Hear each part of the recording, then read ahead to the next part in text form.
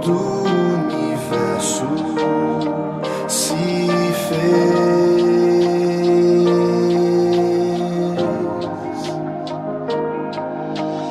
Ele é Cristo,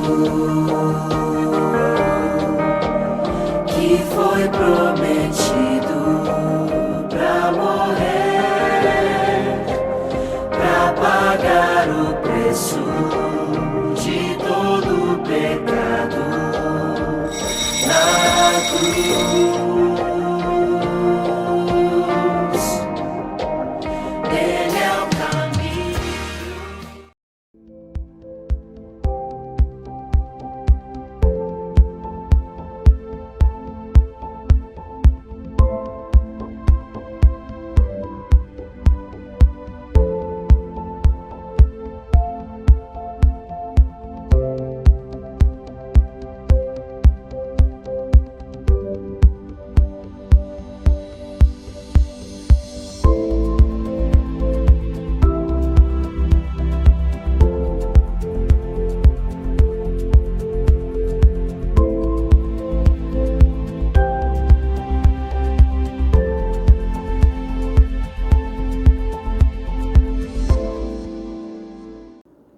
Olá, boa noite, sejam todos bem-vindos à Igreja Adventista do Sétimo Dia. Hoje, de forma virtual, estamos nos unindo para adorarmos juntos ao Senhor. Eu te convido a você estar bem à vontade aí na sua casa, aproveitar bem os momentos que teremos juntos, porque Deus hoje vai falar com você.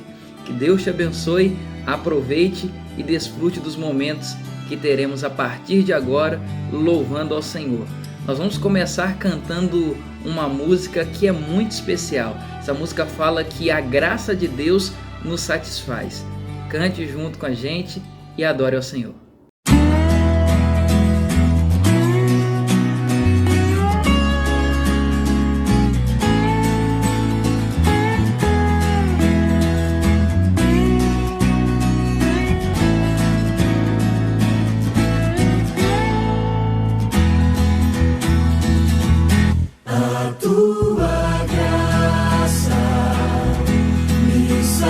Satisfaz,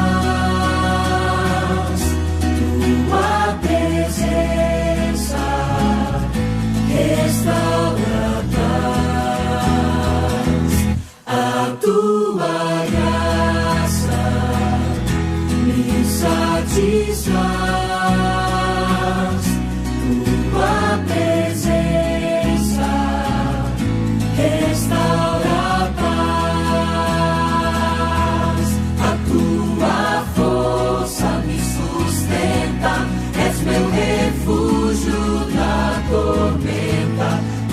eu te louvo, tu és o meu Deus, Rei dos Reis, meu Senhor, Pai eterno, Deus de amor, eu te exalto, eu me entrego em tuas mãos, Rei dos Reis, Criador.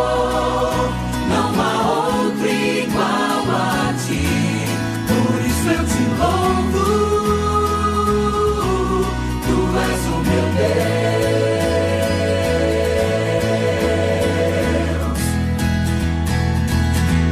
A tua graça me satisfaz, tua presença restaura paz. A tua graça me satisfaz, tua presença restaura paz, a tua força me sustenta, és meu refúgio na tormenta, por isso eu te louvo. Tu és o meu Deus, Rei dos Reis, meu Senhor, Pai eterno, Deus de amor, eu te exalto,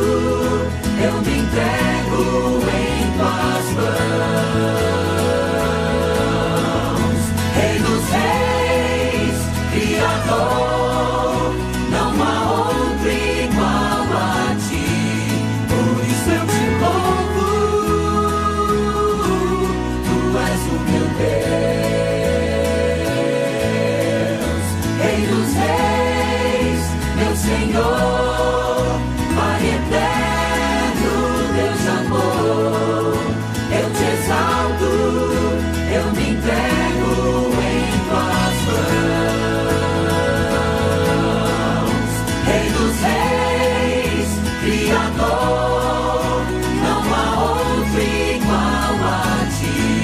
Por isso eu te louvo, tu és o meu Deus.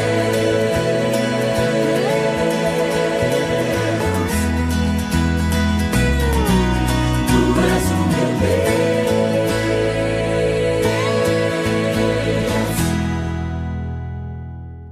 Se a tua graça nos satisfaz, se a graça de Deus é capaz de nos satisfazer, é porque essa graça é infinita, não tem fim, independente de quem somos ou do que fazemos, essa graça continua sendo infinita. E é por isso que nós vamos cantar agora o hino do Inário Adventista, número 192, Infinita Graça.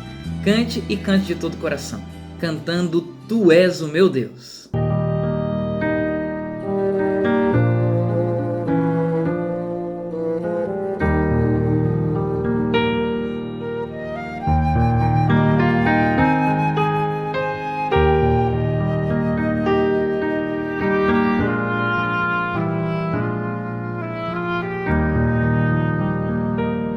Conforme a tua infinita graça, ó Pai, perdoa a minha transgressão. Faz-me sentir o teu amor infinito, dá-me alegria em tua salvação. Mais uma vez eu sinto meu pecado, que é contra ti, ó Pai de amor. Concede, ó Deus, a mim misericórdia, entoarei a ti o meu louvor. Meu coração entrego a ti contrito, perdão imploro, meu Senhor e Rei. Conforme a tua infinita graça, misericórdia assim alcançarei. Mais uma vez eu sinto meu pecado, que é contra ti, ó Pai de amor. Concede, ó Deus, a mim misericórdia, entoarei a ti o meu louvor.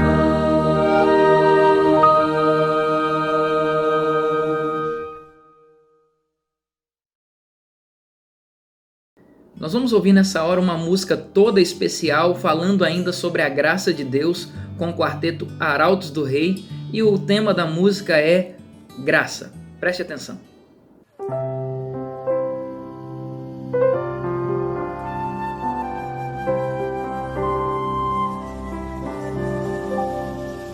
A graça é um ponto de encontro, lugar onde os fardos se espalham no chão, onde todo que chega cansado, tranquilo descansa o seu coração. A graça se explica em uma cruz.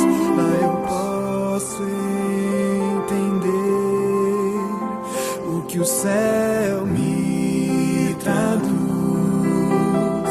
A morte era minha sentença, mas agora sou livre em Jesus.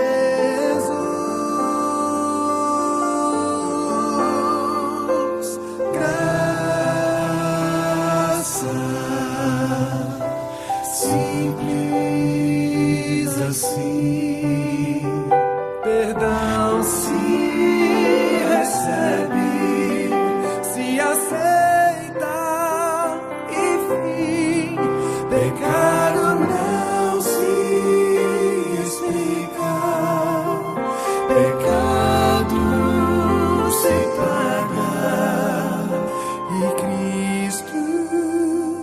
pagou por mim.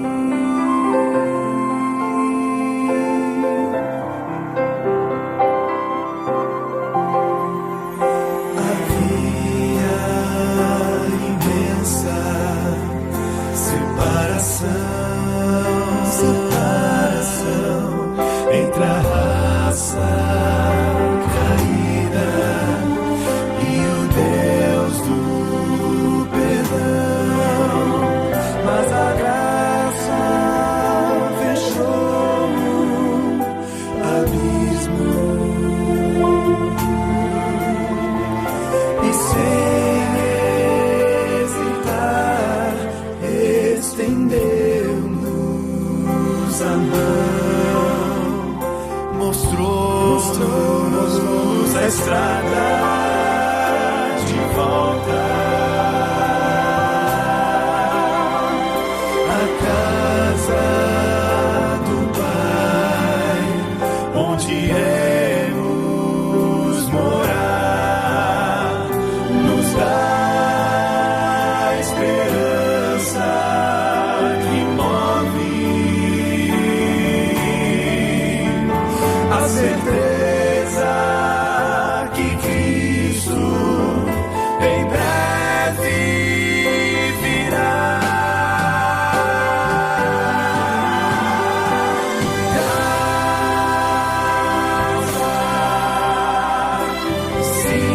Simples assim, perdão se recebe, se aceita e fim, pecado não se explica, pecado se paga e Cristo pagou por mim.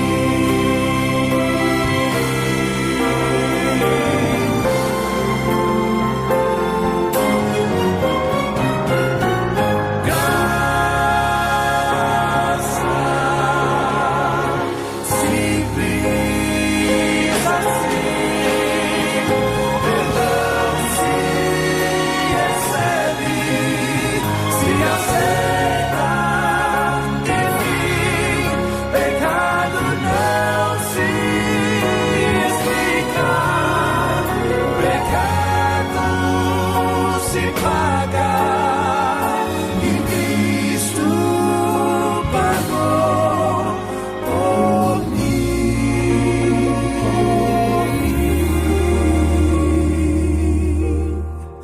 E Cristo pagou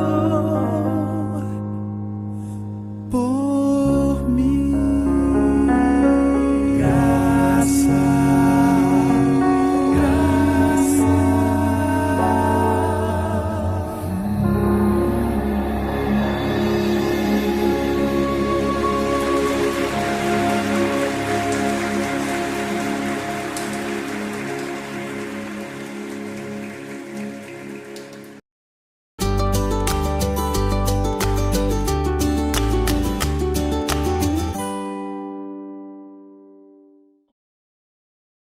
Do jeito que você está, feche seus olhos, vamos falar com Deus.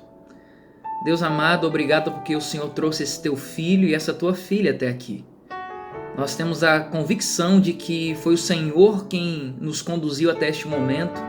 E se o Senhor nos conduziu até aqui é porque precisamos ouvir tua palavra, precisamos ouvir a tua voz. Fale conosco nessa noite, é o que pedimos em nome de Jesus. Amém. O tema de hoje é surpresas da lei. Você deve estar pensando, bom pastor, até agora você só falou sobre graça, só ouvimos músicas sobre a graça de Deus, é sobre a lei ou é sobre a graça que nós vamos falar hoje? Nós vamos entender isso aos pouquinhos. Eu quero começar falando com vocês sobre os fariseus. Você vai entender o porquê eu estou falando sobre os fariseus e entender sobre esse partido que existia dentro do judaísmo no passado, nos tempos de Jesus. Os fariseus, como eu disse anteriormente, eles formavam um partido e existiam alguns partidos dentro do judaísmo, como os saduceus e alguns outros partidos, mas os fariseus eram muito importantes para a cultura judaica, até porque eles formavam grande parte do sinédrio, eles formavam grande parte das sinagogas e eles eram conhecidos por serem muito zelosos em relação à lei de Deus. E diversas vezes, se você se lembrar do que Jesus falou durante todo o evangelho, você vai perceber Jesus muitas vezes condenando os fariseus e condenando exatamente essa postura de serem tão zelosos em relação à lei. E por que Jesus condenava isso se a lei é tão boa? Se a lei é justa, santa, como diz o apóstolo Paulo, e se nós muitas vezes temos a preocupação em guardar os mandamentos de Deus e sabemos que devemos guardá-los, afinal de contas, que tinha errado no comportamento dos fariseus? Você vai entender daqui a pouquinho. E o que tinha de tão interessante, de tão veemente no discurso dos fariseus é que eles criam muito e pregavam que a salvação acontecia por observar a lei. A pessoa só seria salva por Deus se ela guardasse a lei ou se guardasse os 10 mandamentos. E isso está certo ou está errado? Está errado. Talvez você deva estar pensando, mas pastor, peraí, nós não somos salvos pela lei? Não, não somos salvos pela lei. Temos que guardar a lei, mas não somos salvos por ela. Afinal de contas, aquele que busca guardar a lei para ser salvo, aquele que guarda os 10 mandamentos esperando de Deus a salvação porque guardou a lei, esse pode ser chamado de legalista. E eu quero dar uma ênfase especial nessa palavra legalismo. O legalista, na realidade, nada mais é aquele que acredita que vai ser salvo pela lei, assim como os fariseus acreditavam. Mas para a gente falar mais sobre lei, sobre legalismo, e depois nós vamos falar sobre graça também, primeiro nós precisamos entrar no ambiente dos tribunais para entendermos mais sobre o que a lei faz, para que a lei serve. Por exemplo, a lei no ambiente dos tribunais, o tribunal humano mesmo, a lei ela serve para proteger o cidadão de bem, é assim ou não é? Quando a lei diz assim, olha, você não pode roubar nada que está na casa do outro, ou então a lei diz você não pode cometer homicídios, a lei está protegendo o cidadão de bem, é ou não é? Mas a lei tem um outro objetivo, um segundo objetivo, que é condenar o infrator. Grave bem também essa frase. Ela primeiro tem como objetivo, a lei serve para proteger o cidadão de bem, e segundo, condenar o infrator, condenar gente que é ruim, condenar gente que comete infrações. Então a lei tem essas duas serventias, a lei tem esses dois objetivos, proteger o cidadão de bem, repito, e também condenar o infrator. Agora, a lei ela não serve para salvar o infrator em hipótese nenhuma. Em nenhum momento, quando ele estiver sendo condenado, ele vai lá, olha para a lei e fala assim, não, mas a lei vai me salvar aqui em algum momento. A não ser que ele encontre alguma brechinha, o que vira e mexe no nosso sistema brasileiro de leis, nós encontramos muitas brechas que acabam salvando o infrator. Mas, na lógica, a lei não serve para salvar o infrator, mas para condenar o infrator. Quem salva o infrator, na verdade, é uma outra coisa, na verdade é uma pessoa, o advogado. O advogado muitas vezes acaba encontrando essa brechinha na lei e salva o infrator, tá ok? Então a lei ela não salva, ela não foi feita para salvar o infrator, mas foi feita para condenar o infrator e proteger o cidadão de bem. O que salva o infrator, na verdade, é o advogado. Pegou bem aí essas ideias de como funciona a lei nos tribunais? Bom, levando tudo isso em conta, nós precisamos também fazer uma comparação disso tudo que eu acabei de mencionar no ambiente de um tribunal com a vida espiritual. Se a gente começar a fazer uma analogia e até uma comparação entre esses dois ambientes, vida espiritual e a lei nos tribunais, você vai perceber que não tem muita diferença. A lei que temos na vida espiritual são os 10 mandamentos, e os 10 mandamentos também não servem para salvar ninguém. Pelo contrário, servem para acusar o infrator, servem para condenar o infrator e proteger o inocente. E o infrator, quem é nesse caso, pastor? É o pecador. Pecador, eu, você, todos nós somos. Quem aqui nunca pecou na vida? Então, se já pecamos, somos infratores, condenados pela lei, pelos 10 mandamentos. E quem é o nosso advogado, que é responsável por salvar o infrator? É o advogado que é o responsável por salvar o pecador. Quem é o nosso advogado segundo a Bíblia? 1 João diz que o nosso advogado é Jesus. Ele é o nosso advogado. E é importante que você comece a perceber a partir de agora que os 10 mandamentos não têm função para te salvar, não têm valia para te salvar e nem servem para te salvar. Os 10 mandamentos, assim como a lei humana, servem para condenar o pecador, servem para proteger o inocente. De inocente ninguém aqui tem nada, todos nós somos infratores e pecadores, mas da mesma forma que a lei humana serve para que o infrator perceba que precisa de um advogado, os 10 mandamentos também nos fazem perceber o quanto precisamos do advogado Jesus em nossa vida. Olha que coisa linda os 10 mandamentos. 10 mandamentos não só servem para nos condenar o pecador, mas nos faz enxergar o quanto nós estamos precisando de Jesus. E aí nós vamos começar a entender algumas coisas a partir de agora. A primeira delas é que uma pessoa que tenta viver sem Jesus, ele pode ser chamado de legalista, sabia disso? Lembra que legalista é aquele que acha que vai ser salvo pela lei, vai ser salvo porque guarda os mandamentos. Eu já cansei de ouvir de adventistas do sétimo dia. Detalhe, eu sou pastor adventista e posso dizer isso de carteirinha. Posso dizer isso por experiência própria. Já ouvi muita gente dizendo assim: pastor, mas os mandamentos não servem para salvar, não? Então quer dizer que quem guarda o mandamento não vai ser salvo? Não, não. Inclusive eu posso dizer que aquele que acha essa coisa, que acha que vai ser salvo pelos mandamentos, ele pode ser chamado de legalista. Uma pessoa, repito aquilo que eu disse, uma pessoa que vive sem Jesus também pode ser chamada de legalista. E legalista tem 2 tipos. Tem um legalista conservador e tem um legalista liberal. O legalista conservador é aquele que veste terno e gravata, coloca todo meia preta, calça preta, paletó preto, passa um gel no cabelo, é aquela irmã que veste a saia maior lá no tornozelo, é aquele que vive uma vida bem regrada e pensa assim: eu guardo os mandamentos, eu sou melhor que você. Eu guardo os mandamentos, então eu mereço ser salvo. Quem não guarda o mandamento vai queimar no inferno. Esse é o legalista conservador. Ele acha que a lei por si só é o suficiente. Ele esquece que Jesus tem um papel central na salvação dele e coloca a lei como um papel central na salvação dele, o que está totalmente errado. Esse é o legalista conservador. Mas tem o legalista liberal também, que é aquele que pensa assim: gente, não é isso tudo. A gente pode de vez em quando tomar um vinhozinho, ir para uma festa. A gente não precisa viver dessa forma. São 2 extremos. Tem um que é o conservador demais, aquele que enfatiza muito a lei e esquece de Jesus. E tem aquele que esquece tanto da lei que também acaba se esquecendo de Jesus. Ou seja, as 2 coisas que eles têm em comum é que eles se esqueceram totalmente de Jesus. E quem vive sem Jesus é legalista. Tem o legalista conservador e tem o legalista liberal, que no final acabaram se esquecendo de Jesus. E você vai acabar entendendo daqui a pouquinho como é que tem essa relação de uma pessoa que está sem Jesus pode ser chamada de legalista. Pastor, mas tem gente que não está nem aí para a lei. Como é que ele é legalista? Você vai entender daqui a pouquinho também sobre isso. E muita gente pode chegar para nós e perguntar assim: pastor, mas não era melhor? Não é melhor uma pessoa ser legalista? Porque aí guarda a lei. E quem guarda a lei não é mais fácil se aproximar de Jesus? Não. Isso não deu certo com os fariseus, e Jesus lá em Mateus 23, verso 15, ele diz que os fariseus podem ser considerados 2 vezes mais filhos do inferno do que aquelas pessoas que nem guardavam a lei. Porque eles enfatizavam tanto a lei que Jesus condenava isso o tempo inteiro. Jesus dizia assim: não é a lei que vai salvar. Vocês estão fazendo da lei, que é uma coisa boa demais, um peso, um fardo.